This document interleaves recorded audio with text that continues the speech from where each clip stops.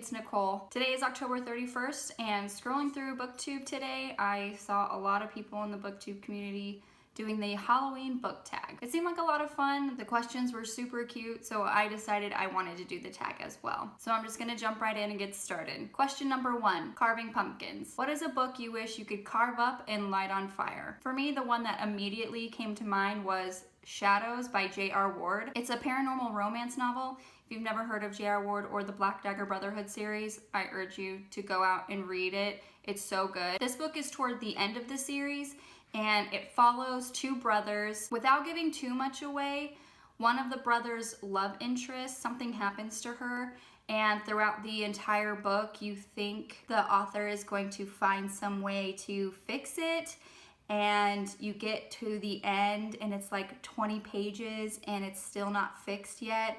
And the last, I think it's the very last page, there's just this beautiful passage about loss and dealing with it, and it was just so emotional and it wasn't fixed, and I cried so hard. I put that book in the freezer because I just did not like how it ended. I wanted the two main characters to be together so bad. It just didn't happen, and it was very sad. Question number 2, trick or treat. What is a character who is a trick and a character who is a treat? For the character who is a trick, I'm gonna have to go with Cam from the Fallen series. Cam starts off as sort of a likable character. He's trying to help Luce fit in with the school and find her place in her new school and everything. It turns out that he isn't as helpful, or his intentions aren't as good as he would like you to believe. For the character who is a treat, I'm going with Kelsier from Mistborn by Brandon Sanderson. He is just such a fun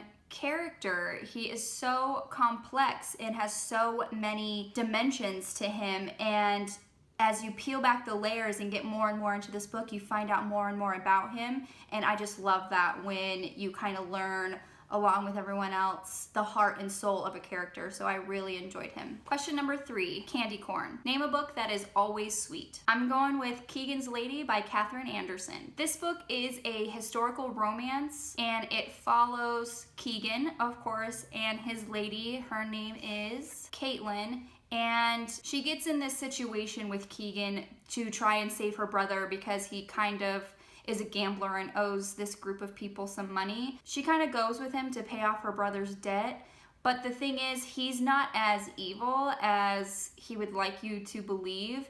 And throughout this book, you kind of learn the sweet side of him. When he starts falling in love with her, he kind of just does these little things throughout the book that kind of make you smile, just for her, you know, just to make her comfortable, just to make the situation as easy as it can be for her. And I just think that's super sweet. So I've read it a few times, and I always smile when I read this book. Question 4, ghosts. Name a character you would love to visit you as a ghost. I'm going with Augustus Waters from The Fault in Our Stars by John Green. I would love for him to visit me as a ghost just because I don't want him dead anymore, and I really loved his character. He was just so sweet on Hazel, and he kind of turned her mood around because she was so cynical and so bitter. I mean, obviously she's a cancer patient. She has every right to feel that way, but he kind of turned her around at the end and made her feel differently about life, and I just love that about him. Question 5, dressing up. Name a character that you would like to be for a day. I'm going with Hermione Granger from Harry Potter series. Honestly,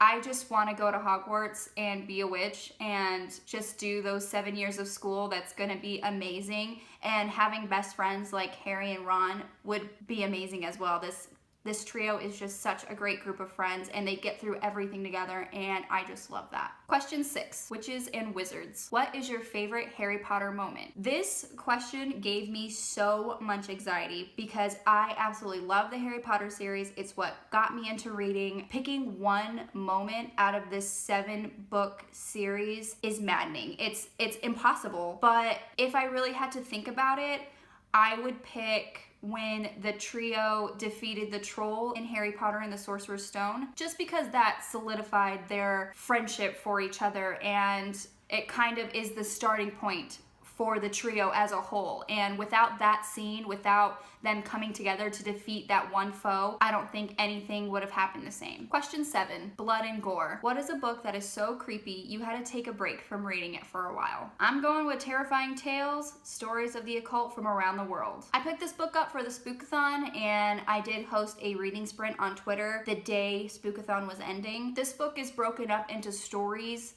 by country, and it's really cool that way how you kind of learn all the history and folklore from other countries. The first little chunk is stories from Europe, and I don't even think I got through that chunk of stories because the first story is actually about a group of nuns in France. I think in the 14th or 15th century, they were possessed by the devil, and it was so creepy the way it was written and like the first-hand accounts and everything. It was just so creepy just thinking about it. I have to stop. So those are my book picks for the Halloween book tag. Let me know what you think in the comments below. Don't forget to like and subscribe to my channel, and you can follow me on Goodreads, Twitter, and Instagram. Until next time, avid readers.